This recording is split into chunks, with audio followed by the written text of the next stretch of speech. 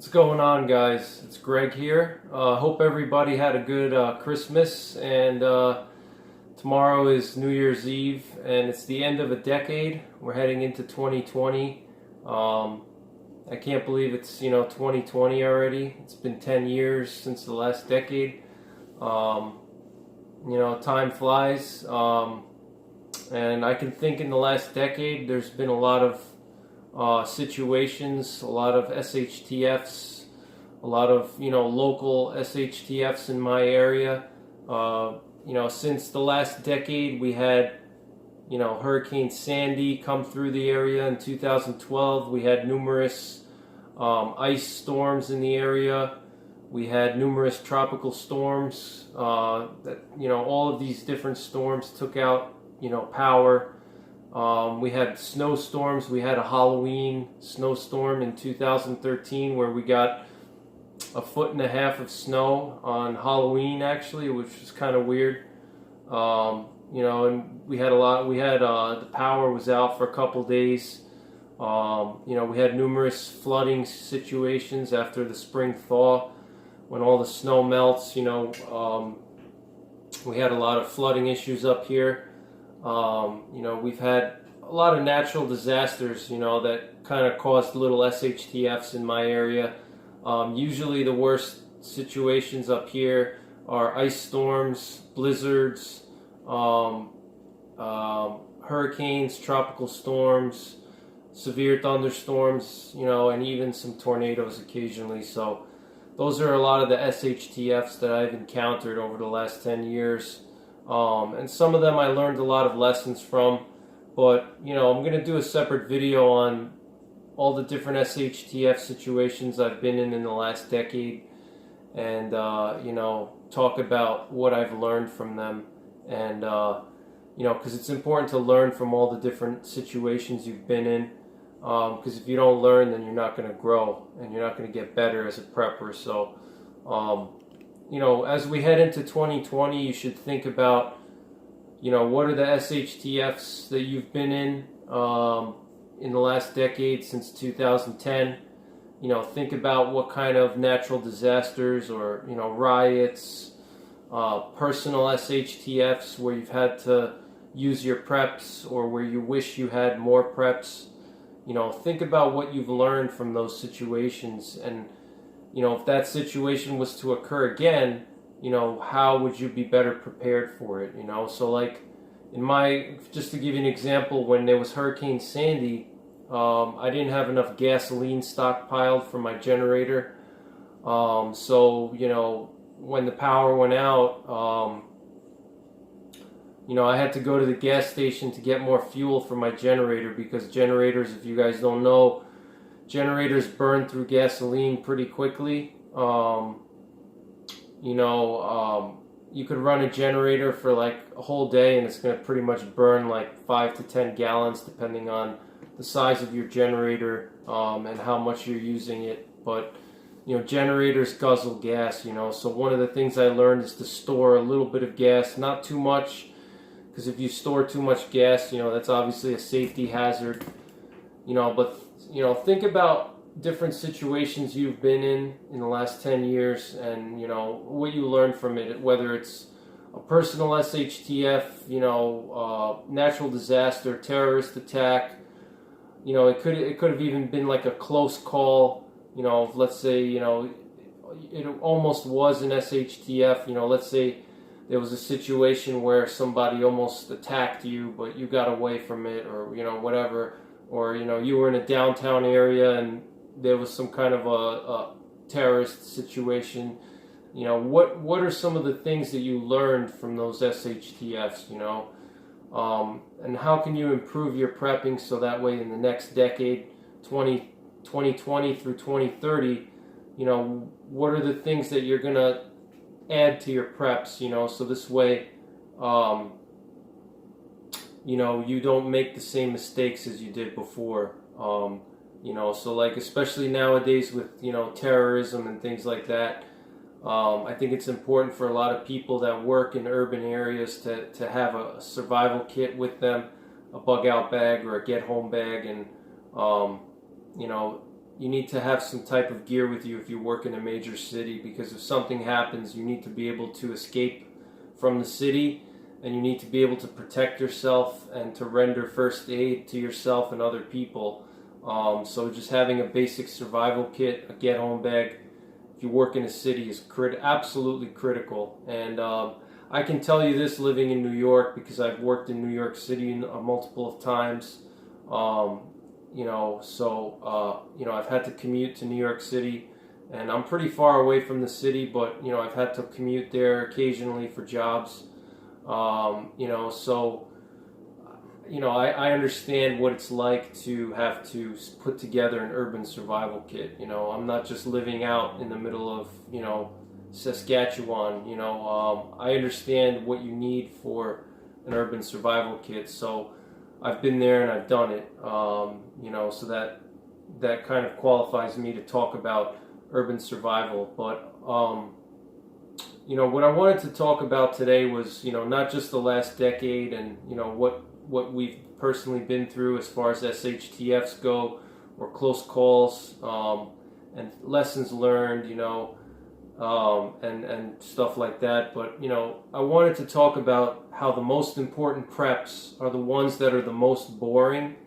A lot of people today, especially preppers, gun owners, especially if people are new to prepping or new into gun ownership, a lot of people tend to get caught up in the sexier side of prepping, or the more fun stuff, like shooting and guns, conspiracy theories, building bunkers and creating caches underground and things like that, and there's nothing wrong with that. I certainly like that stuff, but I think a lot of preppers today, they get caught up in that fantasy world of prepping, and they get caught up in the prepper porn.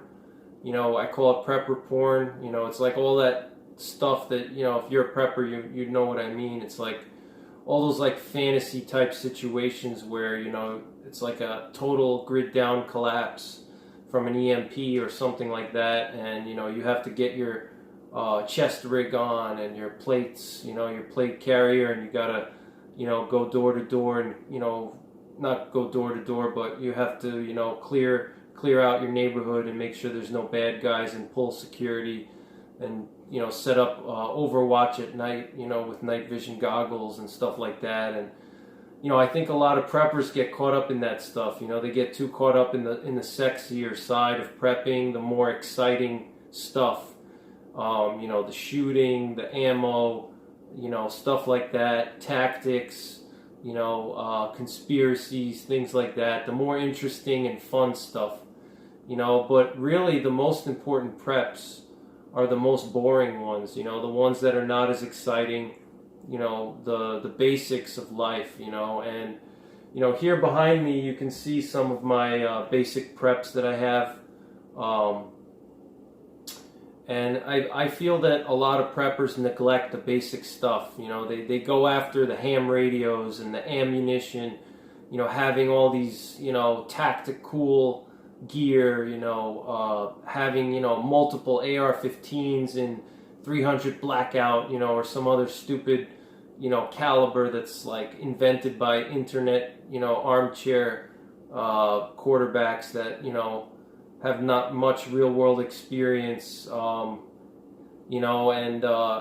don't get onto that bandwagon, don't follow all these like, all these prepper porn channels, that get into all these fantasy stuff. Stick to the basics. Prepping is it's not really fun for me.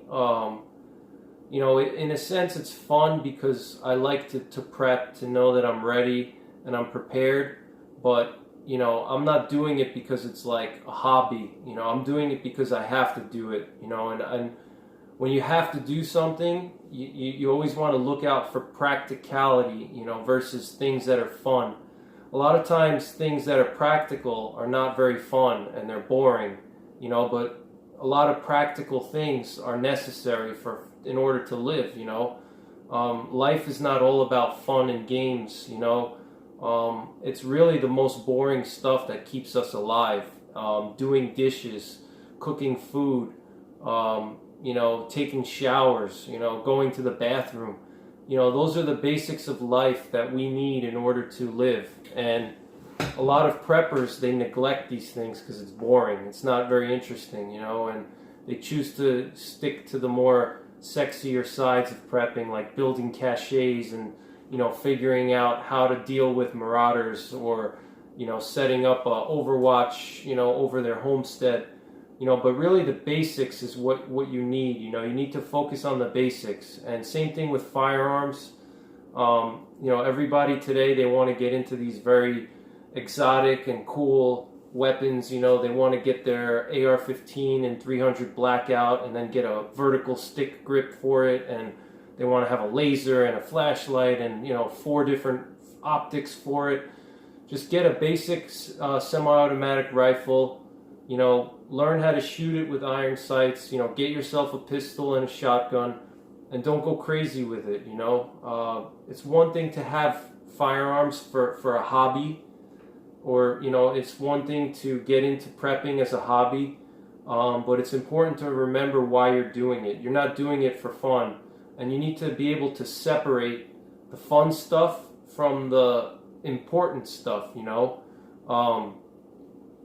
And that's what I do. You know, I have guns and things that I do on the side of prepping that I do for my enjoyment. One of those things is shooting big bore rifles, you know, hunting, things like that. You know, those are my fun things that I do with guns, you know. And, you know, same thing with like long range shooting. I try to stick to the practical things. I separate from the fun things. You know, so here behind me you see some basic preps that I have, and they're pretty boring, but they're very essential. And I feel that a lot of preppers neglect these areas because everybody's so focused on their guns, you know, getting the latest and greatest gun. And, you know, I know people personally that have like 5 or 10 guns, and they spend all their money on weapons, but they have 0 food preps, they have 0 supplies. You know, no medical supplies, no food storage, no water storage, water purification, you know, basic stuff, basic tools, you know, shovels, axes, mauls, parts for your chainsaw. If you have a chainsaw, you may need, you know, like if you live in a northern climate, you're going to need parts, you're going to need oil, you know, chainsaw oil, 2-cycle engine oil, you know, basic stuff like that, spare chains, you know, because if you live in a northern climate, you're going to need to use a chainsaw. Or you may need other kinds of power tools, you know, gas-operated tools, electric tools, you know, basic stuff like that, you know. You need to focus on the basics and build up your basic foundation first before you start getting into the more advanced levels of prepping, you know, like tactics and some of the more advanced things, you know. And you don't need to have multiple firearms, you know. Just buy 1 rifle, 1 shotgun, and 1 pistol, and get really good with it, you know. Spend time with them at the range. Learn about how to hand load them, so you learn about the different loads that you can make for your different weapons. Learn about how the weapon is put together. Learn how to take it apart. You know, and then, like I said, learn about hand loading, learn the ballistics. You want to learn about all the different ballistics of the weapons that you're going to be using for SHTF, you know, your rifle, your shotgun, your pistol.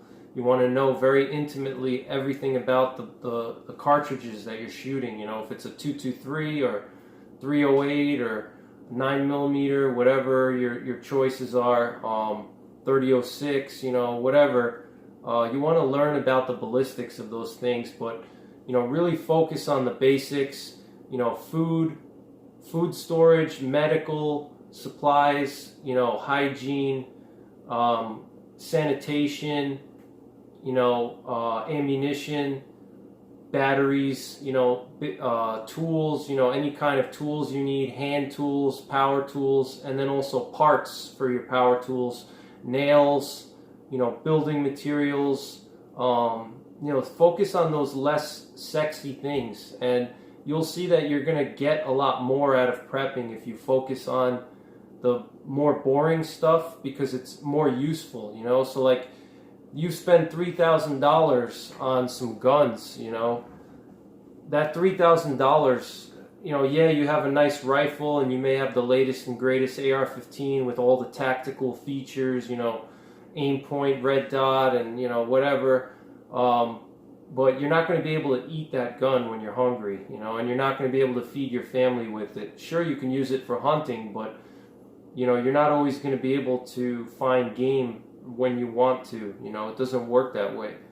You have to actually actively go out and hunt, which takes a lot of effort, and it's not very easy. And you can talk to anybody that hunts, for a long period of time. Like, I've been hunting since I was 15 years old, and I'm 34 now, so I've hunted a lot of different types of game, small game, birds, turkey, deer, bear. I've hunted a lot of different types of game, and I can tell you that hunting is not that easy, so you better make sure that you have your own food storage and a good variety of food. Food is the most critical prep, I would say, because without food, you're not going to really be able to survive, and food is the most important thing. You can't live without food, and you can't live without water. Now, water, depending on where you live, water may not be such a critical resource for you. Like where I live, there's plenty of fresh water around me.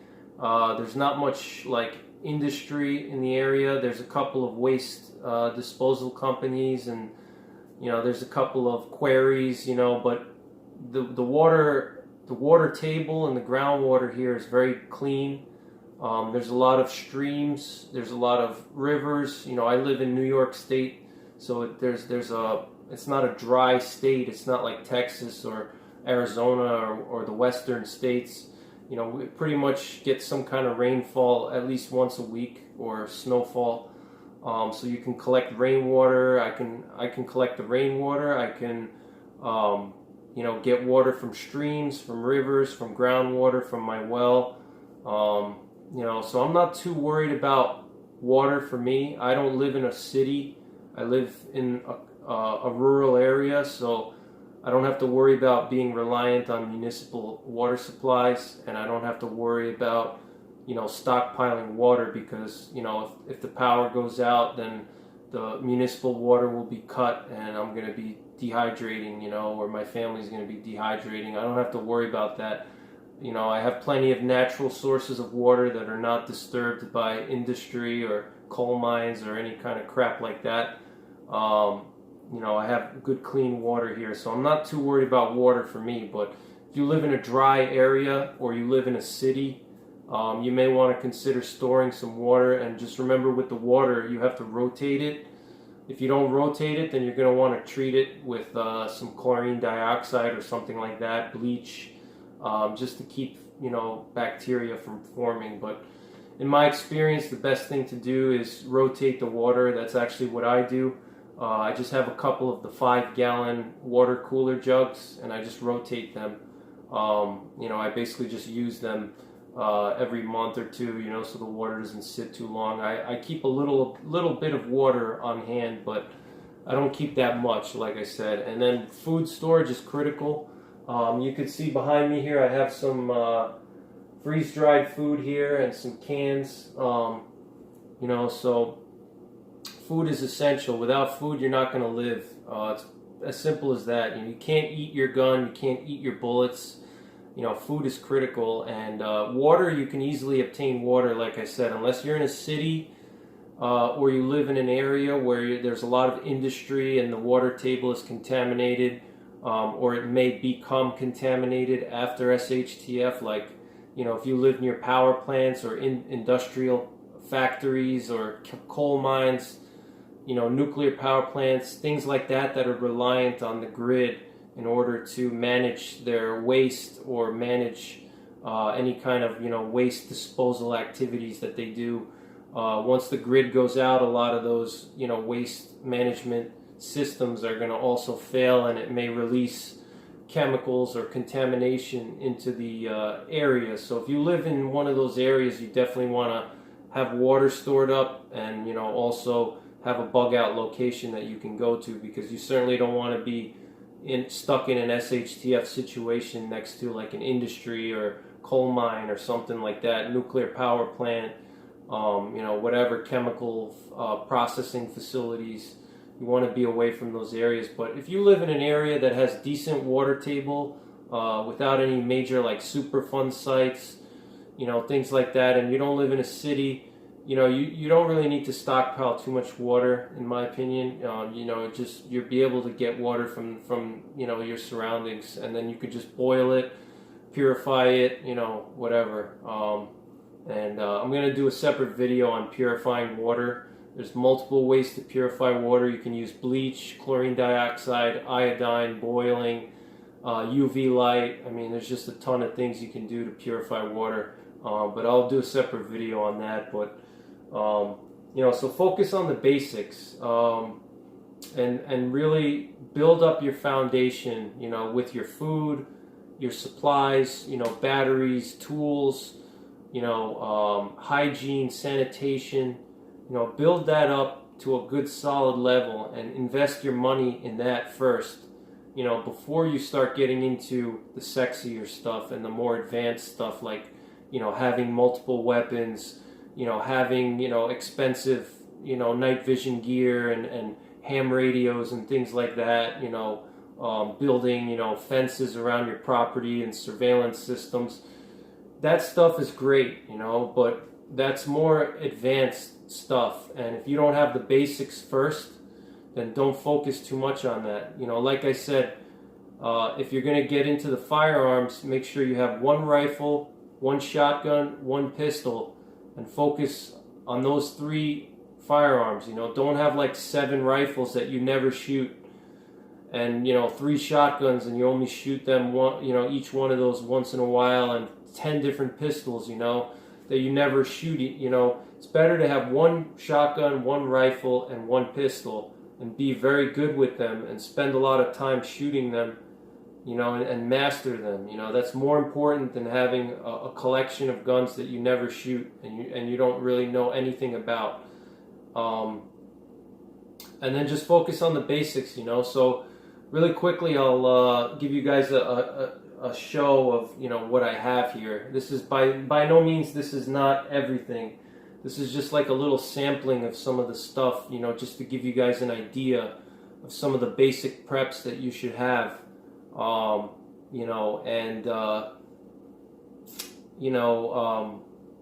Yeah, so that's pretty much it. I'll just give you guys a quick overview, and with the prepping, and storing stuff, building up your base, building up your foundation.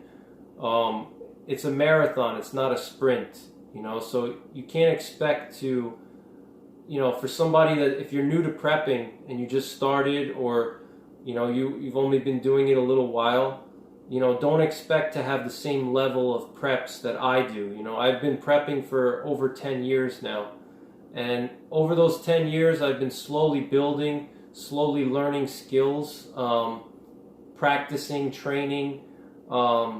It takes time. It's not a sprint. It's not, and it never ends. Prepping never ends. It's not like, oh, okay, I'm a rich person, I'm gonna go spend $20,000 on food, ammo, supplies, I'm good to go.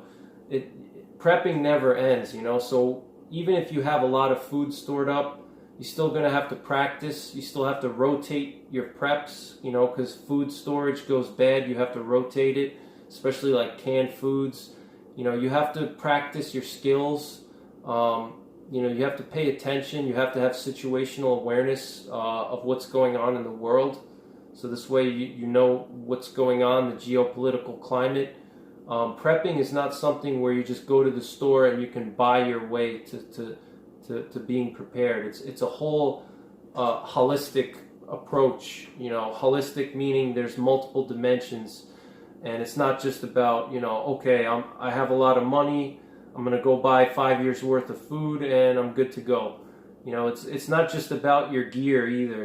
If you have the most expensive rifle and you have the best gear, it doesn't matter either. You have to have a combination of everything: skills, mentality, situational awareness, your foundational preps, which is your food, your sanitation, your medical, your self-defense, your clothing, things like that. And it's like I said, it's a marathon, so build up your preps slowly. You're not going to be able to get to the level that I'm at.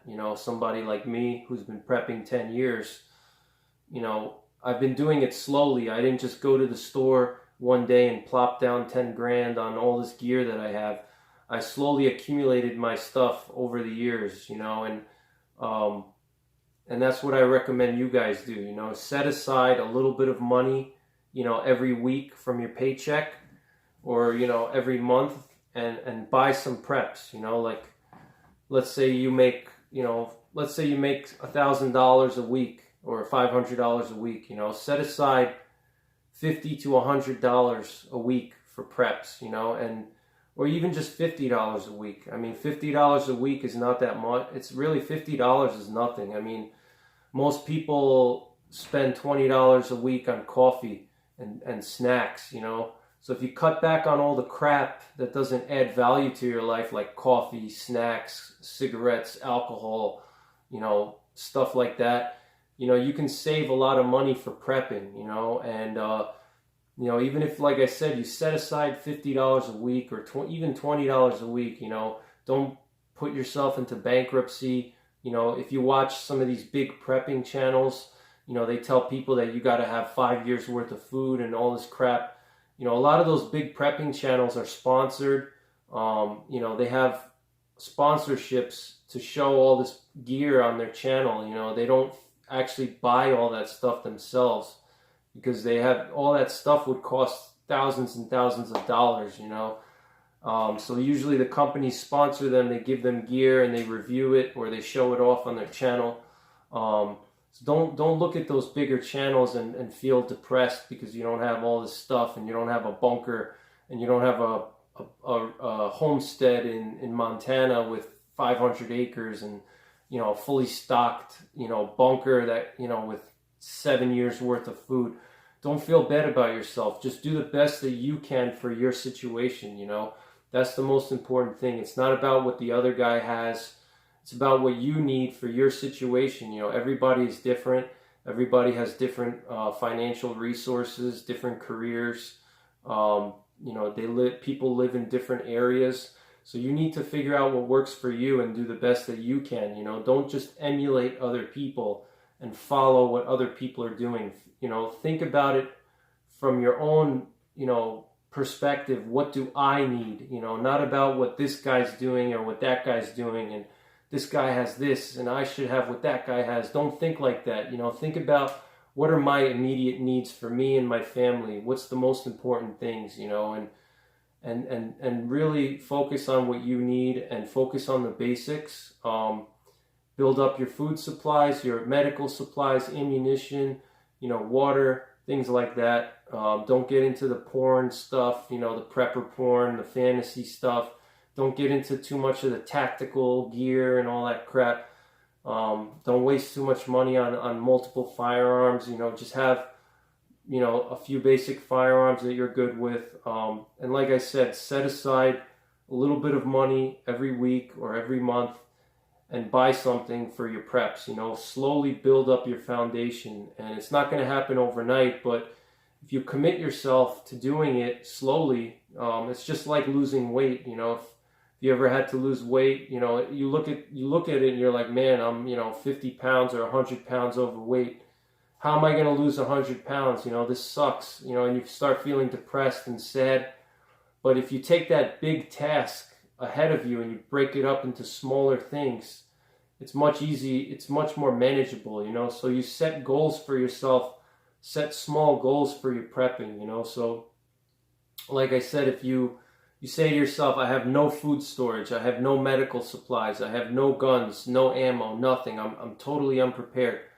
Set small goals for yourself, Say, okay, at the end of this month, I want to have 2 weeks worth of food, and I want to have, one firearm, and maybe 200 rounds, you know.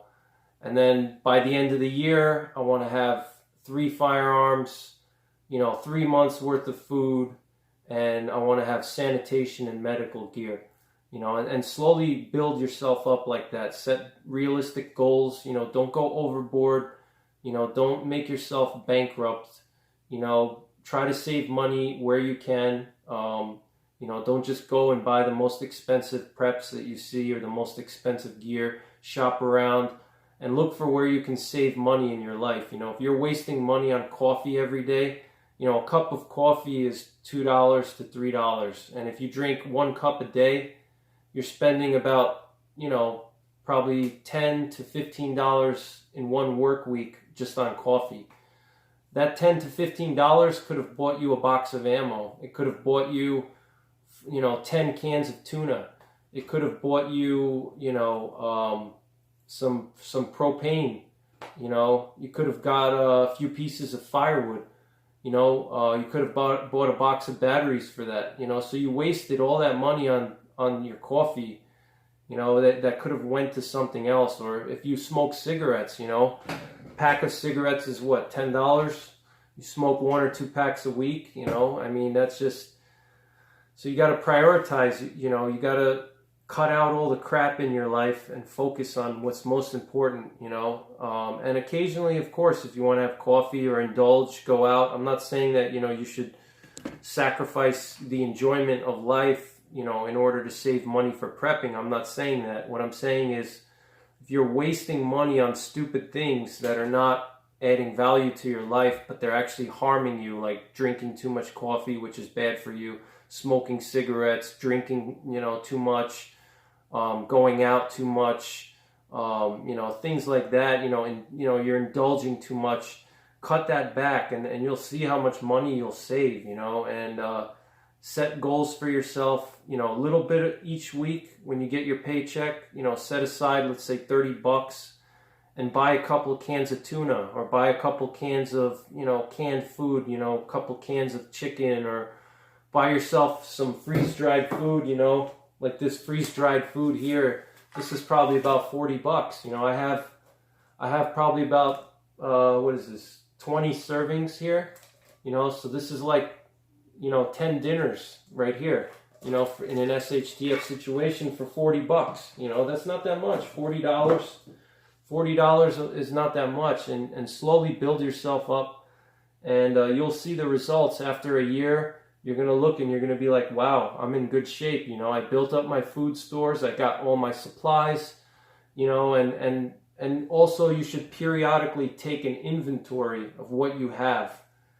And as you start getting into prepping, you're going to start gathering a lot of resources, and your preps are going to start growing and growing. And you know, a lot of times, like me, for what I do is I'll go out to the store and I'll see something at the store, and sporadically it'll spur into my head, oh, I need that, and I'll get it, you know, like let's say some kind of batteries, or, you know, some type of miscellaneous, you know, items that I think I would need. I grab it, and a lot of times as you prep, you lose track of how much stuff you have. So you got to periodically take an inventory of what you have, how much you have, and then determine, do I need more? You know, where are my weak points? You know, if I have a lot of food, but I don't have any batteries, or I have a lot of guns, but I have no food, you know, whatever. I have too much medical supplies, but I don't have enough food. You have to figure out where your strong points are and where your weak points are, and bring up the weak points, you know. And, you know, you have to take inventory, because if you don't take inventory, you're not going to know what you have and, you know, what you're lacking. You know, so, you know, that's kind of what I wanted to talk about. You know, and like I said, put some money aside, buy something a little bit each week or every month. You know, like let's say you go out to the grocery store and you buy your groceries. You know, this is what I personally do. I go out to the grocery store, I buy my normal groceries, but what I'll do is I'll spend an extra couple dollars, you know, on some canned food, or, you know, some hygiene items, some sanitation items, a little bit here, a little bit there. After a couple weeks, you've accumulated a good amount of stuff, you know. Same thing, like what I try to do is, let's say every month I'll make a good sized purchase of freeze-dried food. I'll, let's say, set aside $100, $200, and I'll buy some freeze-dried food, with that. And, after a few months, you'll see the results you get by doing that. And it's very manageable when you break it up like that into little chunks, rather than, going bankrupt and, running up your credit card or something crazy. Do it in little chunks, and you'll see the results. It's just like losing weight or getting in shape. Same thing, you're slowly chipping away. It's like building a wall. The same thing with prepping is like building a wall. When you build a wall, you see you have to build this giant wall, and it's got to be, let's say, a mile long. And you say to yourself, man, how the heck am I going to build this wall? It's such a big task. But slowly you add one brick, here and there. Let's say you add 20 bricks a day. At the end of the year, the wall is finished. You do one brick here, one brick there. And it doesn't take that much work to add a brick, here and there. Versus if you just, try to do it all at once, you're going to burn yourself out and then you're going to quit. Or if you get overwhelmed, you're not going to want to do it at all. So breaking up a big task into smaller pieces will help you, get to the end result easier without burning out. So that's, kind of some of my advice for you guys. And, never put yourself in any kind of bad financial situation to be prepared. Prepping is supposed to be healthy. It's not supposed to be something that takes over your life and makes you paranoid or, makes you, spend too much money on it, and not have money for, your bills or, spending time with your family or, having money to go on vacations, things like that. Prepping is supposed to be something you do so you can live. It's not supposed to be something you do that's going to harm your life, so make sure you do it, sensibly and you're practical about it, and don't go overboard, with it. So really quickly, I'll show you some of my preps here. Hopefully you guys can see. So, all right, guys. So here I have some of my basic preps, that I told you, you should slowly build up. Here, some of you guys that have been following my channel, you've probably seen a lot of this before, but, basic stuff, toothpaste, toothbrushes, floss, you have to keep your teeth clean. And these are things that are not expensive. You can get a couple of boxes of this, for 10, 20 bucks, and you have enough toothpaste for a year. Same thing, toothbrushes. You want to have a few different toothbrushes, because if the power goes out, it's an SHTF situation, and the stores are closed. You're going to have what you're going to have, and that's it. And oral hygiene is critical. Toothbrushes wear out, so get yourself a few toothbrushes. Floss.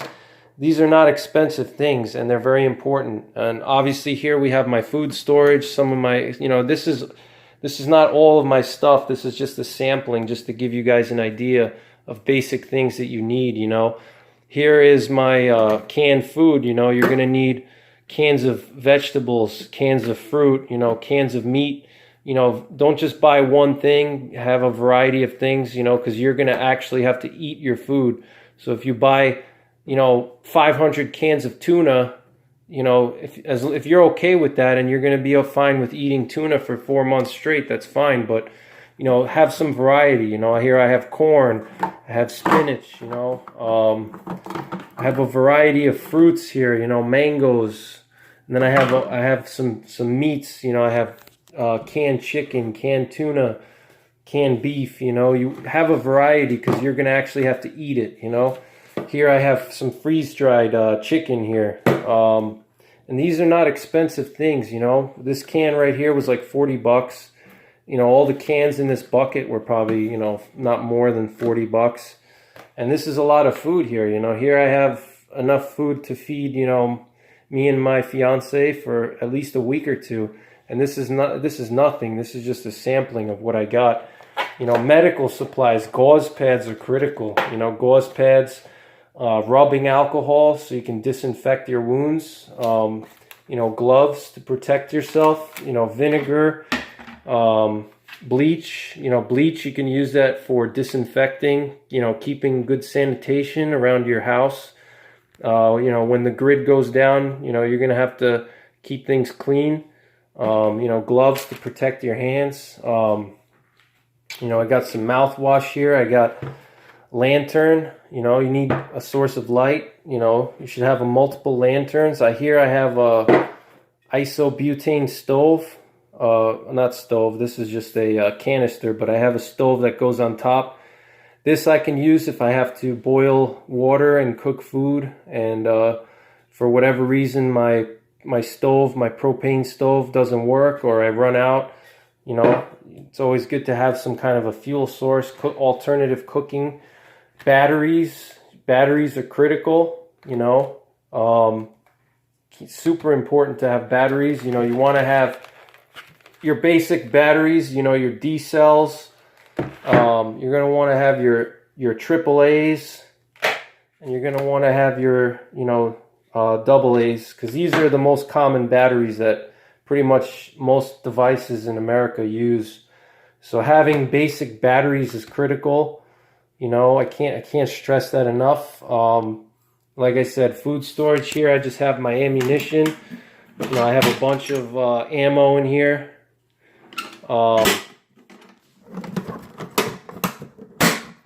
And then I just have some water here, and these are just some 5-gallon containers that I can refill. I have this refillable plastic top, so I can refill these containers here from whatever my water source is.